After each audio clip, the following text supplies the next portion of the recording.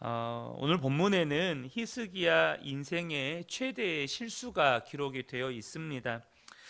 오늘 본문의 내용을 간략하게 보면 히스기야는 하나님께서 병을 고쳐주시고 그의 생명을 15년이나 연장시켜 주시는 은혜를 받았지만 얼마 가지 못해서 히스기야가 교만해져 있는 것을 보게 됩니다.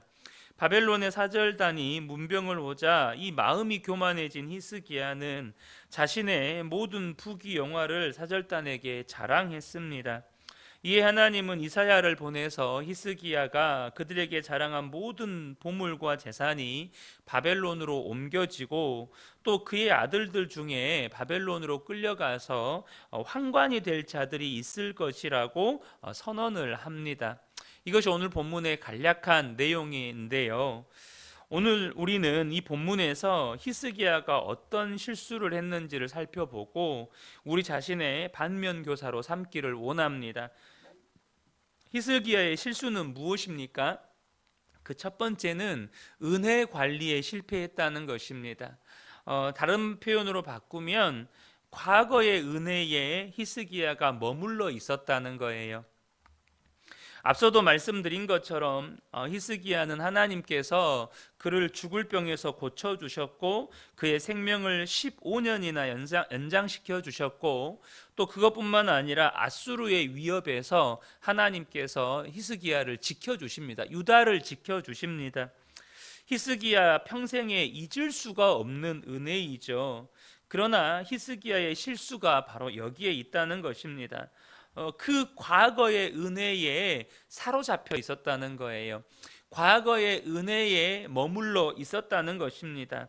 마치 자신이 그 과거에 경험했던 은혜가 전부인 것처럼 그 과거에 내게 베푸신 은혜에 머물러 있었다는 거예요. 여러분, 분명 하나님께서 베푸신 은혜가 너무나도 귀하고 감사한 일이지만 여러분, 우리가요 그 은혜에만 머물러 있게 되면 우리의 생각이 굳어지고 은혜의 우물 안에 개구리가 되어서 자기가 받은 은혜가 최고이고 전부라고 여기는 영적인 교만함에 빠지게 됩니다. 여러분, 주변에서 종종 그런 분들 계시잖아요. 그분이 과거에 정말로 큰 은혜를 받았습니다. 히스기야처럼 죽을 병에서 고침을 받았을 수도 있고, 혹은 40일 금식 기도를 해서 정말로 도무지 해결할 수 없는 어떤 문제가 해결되기도 하고, 또 하나님께서 엄청난 복을 부어 주셔가지고 세상에서 엄청난 그 성공의 자리에 오를 수도 있습니다. 그런데 여러분, 그것이 너무나도 큰 은혜이기 때문에 때로는 사람들 앞에 서서 간증거리가 되기도 하죠. 그러나 우리가 여기서 놓치면 안 되는 것이 뭐냐면 그 은혜를 가지고 평생을 살려고 하면 안 된다는 것입니다. 여러분, 과거에 하나님께서 내게 어떤 은혜를 베푸셨다 할지라도 그 은혜만을 내가 붙잡고 살아가는 건 마치 이런 것과 같습니다. 내가 누군가에게 한 끼에 수십만 원 혹은 수백만 원 하는 고급 요리를 대접을 받았어요. 한 번도 보도 듣도 못한 음식들이 차려져 있고 그것들을 먹는 거예요. 얼마나 맛이 있는지 잊을 수가 없어요. 코스로 나와요. 그래서 하나 나오는 이 한 조각에 몇만 원, 몇십만 원 하는 요리들이 즐비하게 나오는 겁니다. 얼마나 맛있게 먹었는지 정말 배가 터지도록 먹었어요. 그래서 사람들에게 가서 자랑을 합니다. 내가 한 끼에 몇백만 원 하는 고급 코스 요리를 먹었다고, 무슨 상어 알이, 철갑 상어 알이 나오고 뭐가 나오고 막 자랑을 했어요. 그런데 여러분, 그 진수성찬을 먹었던 그것이요, 내가 정말 배가 터지도록 먹어가지고요 한 끼 정도는 걸을 수 있어요. 한 끼 정도는. 근데 그것이 평생의 끼니를 대신할 수는 없는 겁니다. 여러분, 그렇잖아요. 내가 너무 배 터지게 먹어가지고 도저히 내가 점심을 너무 많이 먹어서 저녁을 내가 못 먹겠다. 그래서 한 끼는 걸을 수 있어요.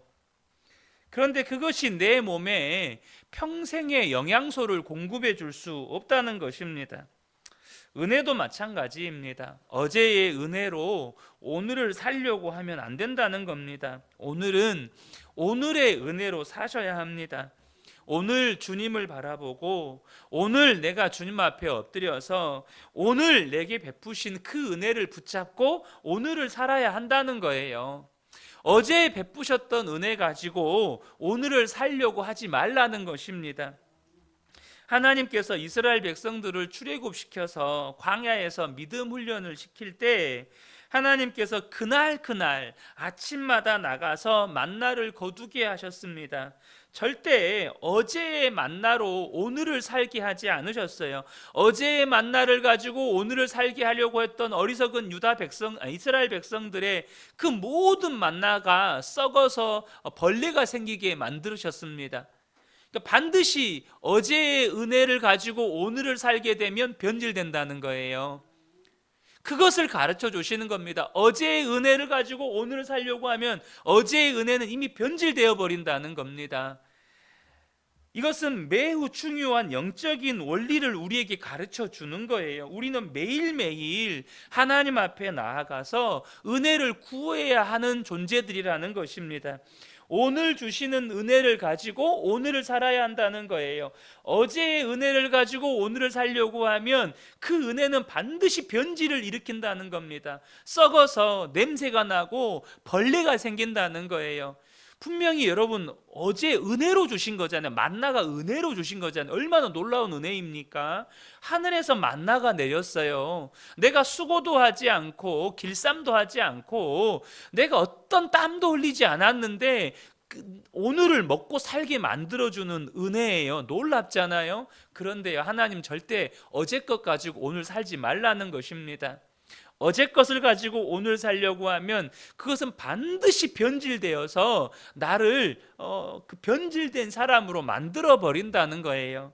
근데 우리 주변에서 보잖아요. 과거의 은혜에 붙잡혀서 하여튼 사람들하고 모임만 하면 내가 과거에 이런 은혜를 받았다고, 내가 이런 은혜를 경험해 봤다고, 하나님이 내 기도에 이렇게 응답해 주셨다고, 하나님이 과거에 나에게는 이런 은혜를 베푸셨는데 왜 이 교회는 그런 거 안 하냐고. 여러분 그 말이 뭘 말하는지, 무엇을 의미하는지를 잘 아셔야 합니다. 그게 뭘 의미하는 걸까요? 나는 이미 변질됐다. 내 신앙은 지금 변질되어 있다라는 걸 의미하는 거예요.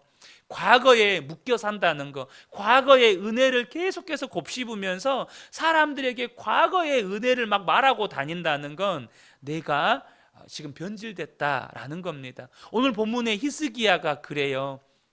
과거의 은혜에 묶여서 이제 그 과거에 하나님께서 내게 베푸신 부귀영화를 사람들에게 막 자랑하기 시작해요. 두 번째 히스기야의 실수가 뭐냐면 바로 교만입니다.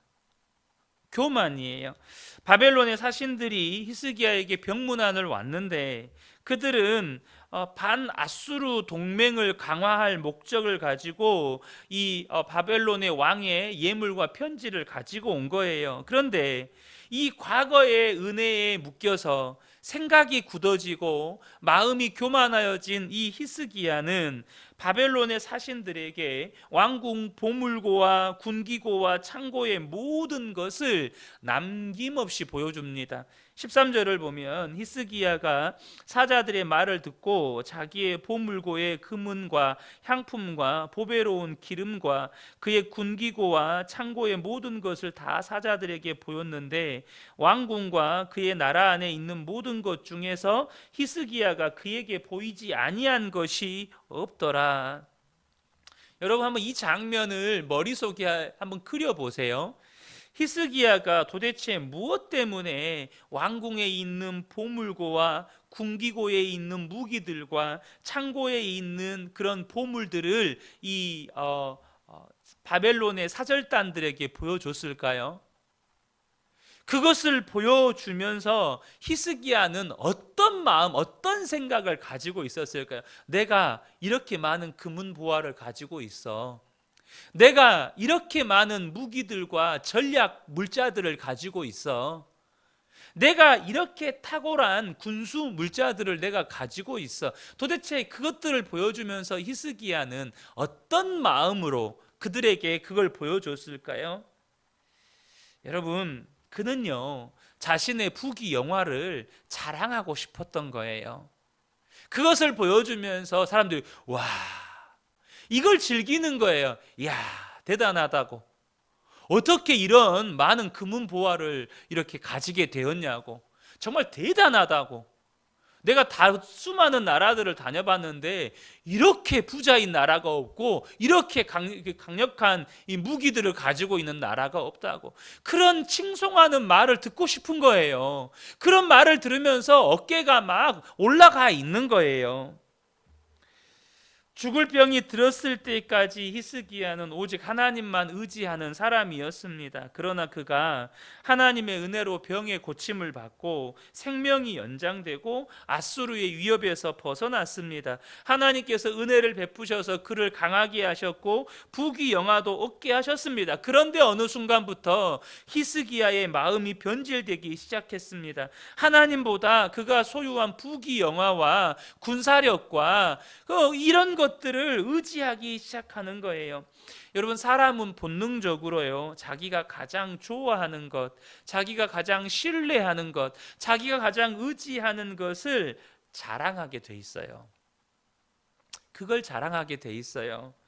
히스기야도 똑같습니다. 바벨론의 사신들이 찾아왔을 때 그에게 있어서 하나님은 어떤 하나님이신지, 하나님이 그의 삶에 어떤 은혜를 베푸셨는지, 하나님께서 지금 나의 삶 가운데 어떤 역사를 하고 계시는지, 하나님께서 이 나라를 어떻게 지키셨고 어떻게 구원하셨는지, 이걸 말하고 자랑하는 게 아니고 하나님께서 분명히 은혜를 베푸셨어요. 근데 은혜를 베푸셔서 그가 소유하게 된 그 부귀 영화를 이 사절단들에게 보여주고 싶고 자랑하고 싶은 거예요. 다시 말하면 그가 지금 뭘 의지하고 있고 뭘 신뢰하고 있는지를 보여주는 것입니다. 히스기야는 그것들을 거품 물고 자랑하고 있는 거예요. 지금 바벨론 사절단들이 어떤 마음을 품고 있는지도 모르고 우쭐대면서 막 자랑하고 있는 겁니다. 바벨론의 사절단들은요 히스기야가 보여주는 것들을 보면서 염탐하는 것입니다. 지금 가늠하는 것입니다. 아, 우리가 이 정도면 얼마든지 이 유다를 침공할 수 있겠다. 이 정도면 얼마든지 이 나라를 빼앗을 수 있겠다. 이 모든 것들을 우리가 가져가야겠다. 그런 마음 품고 있는지 모르고 막 입에서 침이 튀도록 자랑을 하는 것입니다. 여러분, 근데요 이 모습이요 오늘날 어떤 모습과 똑같은지 아십니까? 바로 이겁니다. 내가 이렇게 돈이 많다고, 내가 이렇게 고급 차를 몰고 다닌다고, 내가 우리 집이 몇 평이라고, 나는 이렇게 값나가는 예술품들을 소장하고 있다고, 나는 명품들을 가지고 있다고, 나는 이런 사람들과 이런 인맥을 형성하고 있다고. 여러분, 예수 믿고 있다는 사람들이 이러고 있다면 지금 그 사람은 영적인 교만에 빠져 있는 것이고 그 신앙이 변질되어 있는 겁니다. 목사도 똑같아요. 우리 교회 성도가 몇 명이라고, 우리 교회 예산이 얼마라고, 우리 교회 성도들 중에는 막 시장도 있고 국회의원도 있고 뭐 유명한 연예인들도 있고, 목사가 그런 것을 자랑하고 있다는 건 지금 히스기야와 똑같은 거예요. 성도가 이런 것들을 자랑하고 있다면 지금 히스기야와 똑같은 거예요. 내가 이미 마음이 교만해져 있고 과거의 은혜에 묶여 있고 내 마음이 변질되어 있다는 것입니다. 여러분, 예수 믿는 성도는요 오직 예수님만 자랑하는 거예요. 오직 예수님만 신뢰하는 겁니다. 예수님 외에는 자랑할 것이 없는 사람들이에요. 세 번째 히스기야의 실수는 뭐냐면 다음 세대에 대한 어떤 책임도 대책도 없었다는 것입니다. 다음 세대, 미래 세대에 대한 어떤 책임도 대책도 없었다는 거예요. 17절부터 19절에 하나님께서 이 유다에 대한 심판을 말씀하시죠. 여호와의 말씀이 날이 이르리니 왕궁의 모든 것과 왕의 조상들이 오늘까지 쌓아두었던 것이 바벨론으로 옮긴 바 되고 하나도 남지 아니할 것이요 또 왕의 몸에서 날 아들 중에서 사로잡혀 바벨론의 왕궁의 환관이 되리라 하셨나이다 하니 히스기야가 이사야에게 이르되 당신이 전한 바 여호와의 말씀이 선하니이다 하고 또 이르되 만일 내가 사는 날에 태평과 진실이 있을진데 어찌 선하지 아니하리요 하니라. 하나님은 히스기야의 신앙의 변질 그리고 히스기야의 교만에 대해서 무섭게 심판하십니다. 그가 자랑했던 모든 왕궁에 있는 보물들을 다 바벨론에게 빼앗길 것이라고 말씀하시고 그것으로 그치지 않고 그의 아들들 가운데 바벨론에 끌려가 환관이 될 자들이 있을 거라는 것입니다. 여러분, 환관이 어떤 사람들입니까? 거세를 당하여서 생식 능력을 상실한 사람들이잖아요. 다시 말하면 더 이상 후손을 잇지 못한다는 뜻입니다. 후손을 잇지 못한다는 말이 무슨 말입니까? 더 이상 믿음이 계승될 수 없다는 뜻입니다. 신앙의 단절이 일어나고 여러분 그 가문에 하나님의 축복이 거기서 끝이 나버린다는 것입니다. 그 가문에게 부어질 하나님의 믿음의 유산과 축복이 끝이 난다는 뜻이에요. 여러분, 이것보다 더 큰 심판이 어디 있습니까? 한 가문에 있어서 대를 끊어버리겠다고 말하는 것보다 더 무서운 심판이 어디에 있어요? 그러잖아요. 그런데 여러분, 히스기야가 이에 대해서 어떻게 반응을 합니까? 여호와의 말씀이 선하시니이다. 여러분, 그렇습니다. 하나님의 말씀은 선합니다. 하나님께서 죄악에 대해서 심판하셨으니 어찌 선하지 않겠습니까? 하나님이 선하신 것은 선하신 것이고 하나님이 심판하신다 말씀하셨을 때 우리가 취해야 할 태도는 다른 거예요. 하나님은 그것을 기대하신 것입니다. 하나님께서 소돔과 고모라를 심판한다고 말씀하셨을 때 아브라함이 어떻게 하셨습니까? 하나님 어찌 의인들을 악인들과 함께 심판하려고 하십니까? 하나님, 그것은 부당합니다. 의인들 50이 있다면 그 땅을 심판하시겠습니까? 아브라함은 하나님 앞에 서서 그들을 살려달라고 하나님 앞에 기도하는 겁니다. 하나님께서 모세에게 내가 이 반역하는 이스라엘 백성들 다 심판해버리겠다 말씀하셨을 때 모세가 어떻게 합니까? 하나님 그리하지 마시옵소서. 하나님 그리하시면 안 됩니다. 이 주변의 이방 민족들이 하나님께서 능력이 없어서 광야에서 저들을 다 죽였다는 소리를 듣고 싶으십니까? 하나님 그렇게 하시면 안 됩니다. 저들의 죄를 사하여 주십시오. 이것이 모세의 기도였습니다. 하나님, 저들을 다 죽이시려면 나의 이름도 생명책에서 지워버리십시오. 이것이 모세의 기도였다는 거예요. 그러면 여러분, 히스기야가 어떻게 해야 됩니까? 하나님 그리하지 마십시오. 내 죄는 나에게 돌리시고 하나님, 나의 죄를 회개하오니 하나님 용서해 주십시오. 내 다음 세대들이 정말로 믿음의 세대로 일어나서 결코 이런 재앙을 겪지 않게 해주십시오. 하나님 앞에 그렇게 기도해야 되잖아요. 히스기야의 치명적인 실수가 뭐냐면 히스기야의 아들이 므낫세였다는 것입니다. 유다의 가장 악한 왕이 그렇게 선한 왕이라고 평가받는 히스기야의 아들이에요.